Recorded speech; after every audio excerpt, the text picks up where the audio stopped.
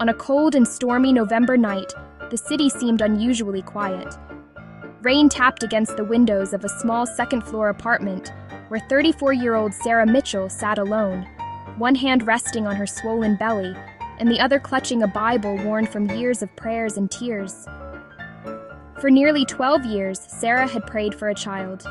12 years of doctor visits, 12 years of disappointment, 12 years of watching baby showers, hearing pregnancy announcements, and smiling through pain she could barely carry. She had cried herself to sleep more nights than anyone knew. She had questioned God. She had wondered if motherhood was simply not part of her story. But through every heartbreak, she held on to one scripture. "For I know the plans I have for you," declares the Lord. "Plans to prosper you and not to harm you. Plans to give you hope and a future." Jeremiah 29:11.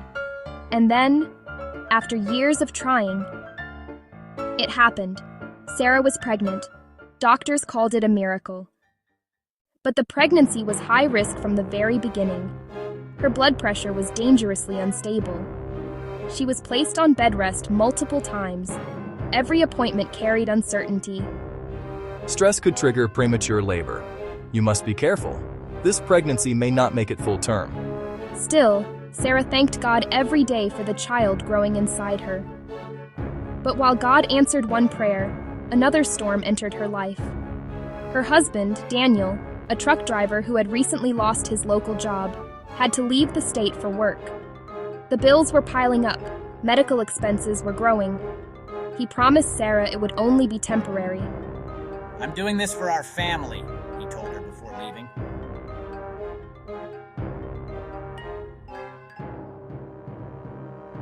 But loneliness filled the apartment after he left. Every creak in the hallway sounded louder, every night felt longer, and every fear became heavier. One evening, Sarah sat by the window watching rain pour from the dark sky. Her hands trembled as sharp pains suddenly shot through her stomach. She froze. Another pain hit harder, then another. She looked at the clock. Only 7 months.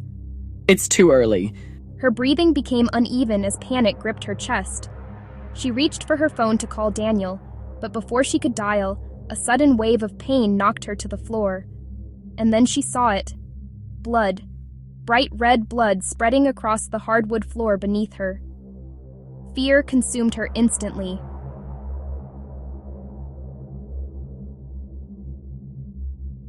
The storm outside drowned her cries. Her phone had slid beneath the couch, out of reach, alone, bleeding, terrified.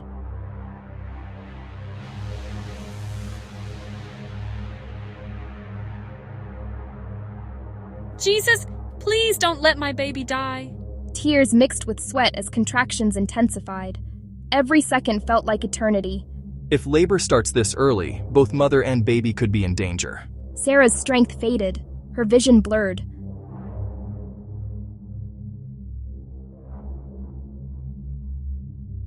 Lord, you gave me this child.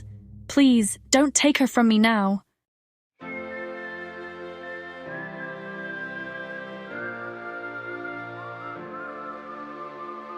God is our refuge and strength, a very present help in trouble. Not a distant help, not an occasional help, a very present help. Suddenly, through the pounding rain, Sarah heard footsteps running up the apartment stairs. Then came the sound of keys rattling at the door.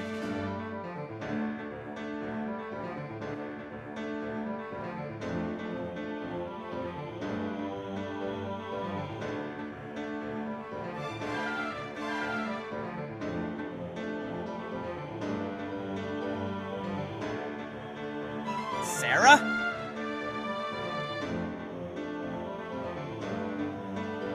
What happened?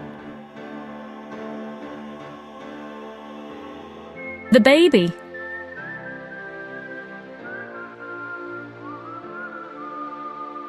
But here's what Sarah didn't know. Daniel was not supposed to be there. Hours earlier, his trucking route had been unexpectedly canceled because of severe weather conditions. Frustrated and exhausted, he decided to drive home early to surprise Sarah. If the route had not been canceled, if the storm had not delayed traffic, If he had arrived even 10 minutes later, doctors later said both Sarah and the baby may not have survived.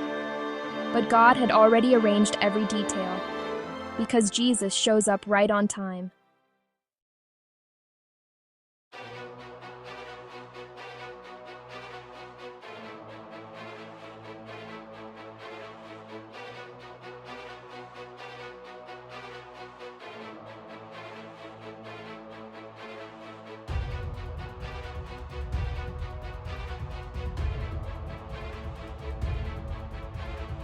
We're losing too much blood.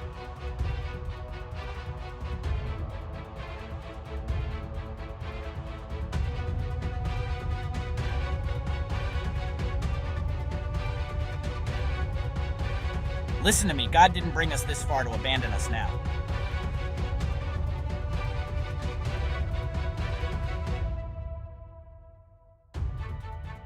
Fear thou not, for I am with thee. Be not dismayed, for I am thy God. I will strengthen thee, yea, I will help thee.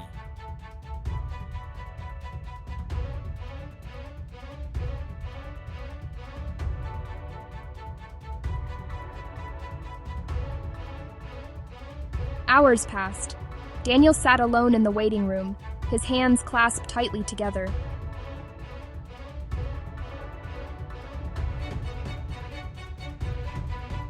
Jesus, please save them both. Minutes felt like years. Finally, the operating room doors opened.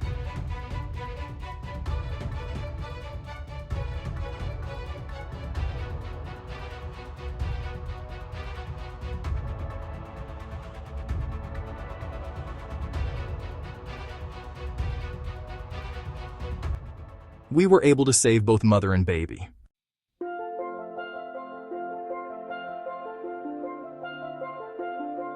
Not tears of weakness, tears of gratitude. The doctor explained that the baby girl had arrived prematurely but was alive and fighting.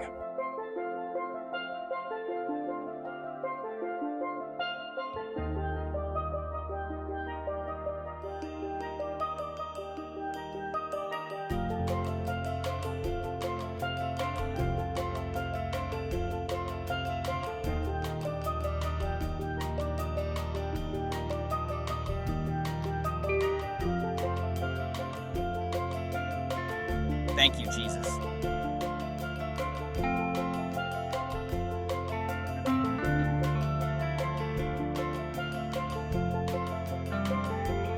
Our baby?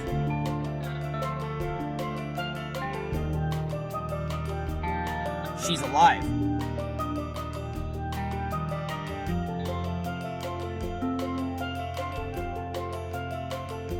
Not because the storm had ended, but because God had carried her through it.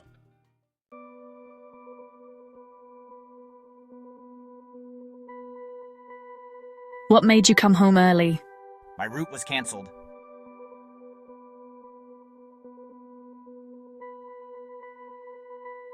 The strange thing is, I almost stayed overnight at a motel because of the weather. I changed my mind at the last second.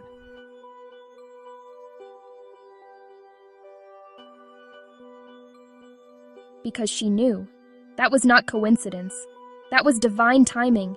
That was Jesus stepping into their story exactly when they needed him most.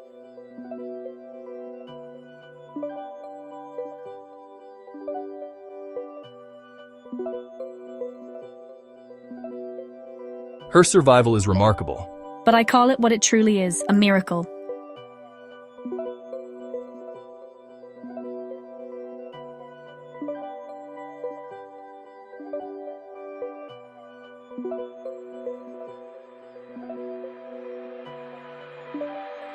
There was a moment when I thought I was completely alone, lying on that floor, bleeding, afraid, but Jesus never left me.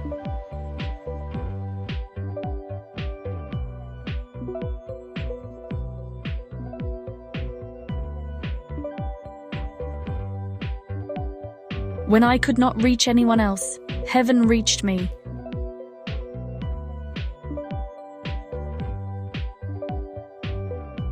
The righteous cry out, and the Lord hears them. He delivers them from all their troubles.